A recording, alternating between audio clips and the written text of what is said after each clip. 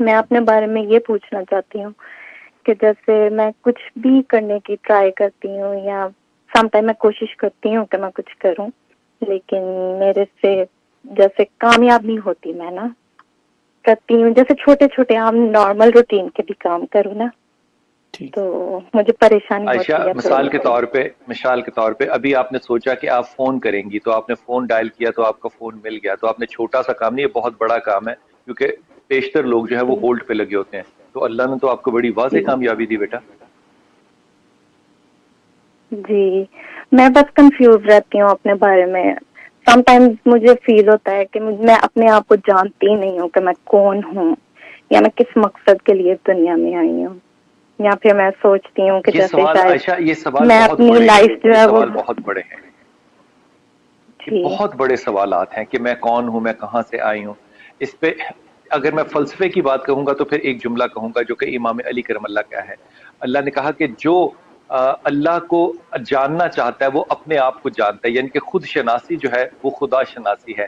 لیکن عائشہ آپ کا یہ پیراڈائم نہیں ہے، آپ کا یہ لہجہ زندگی نہیں ہے کہ آپ ان فلسفوں کی جگہ میں جائیں.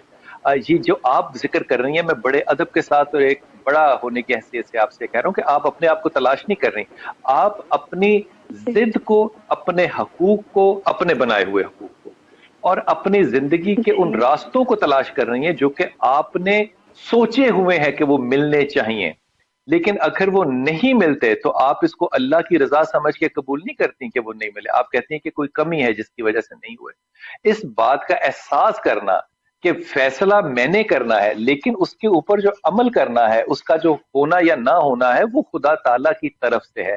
اس میں خدا کے ہر فیصلے کو قبول کرنا جو ہے یہ بہت بڑا ایمانی عمل ہے.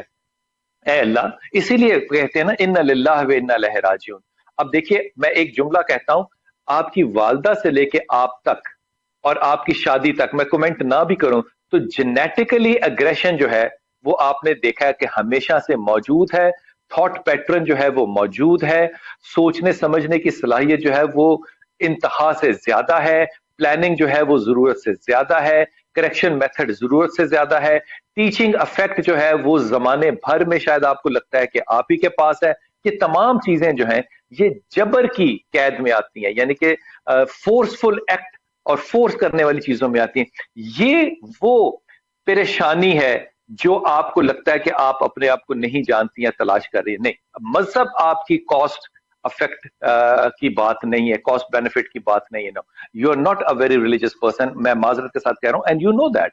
وہ آپ اتنی مسلمان ہیں جتنا کہ میں ہوں، لیکن وہ جو خواہشات کا ایک ممبر بنایا ہوا ہے اس کی تکمیل نہ ہونے پہ صرف ایک کلام پڑھتے ہیں. اگر پچھلی تسبیحیں پڑھ رہی ہو تو اس میں یہ تسبیح شامل کرو، اور یہ تسبیح ہے ان للہ و انا الیہ راجعون.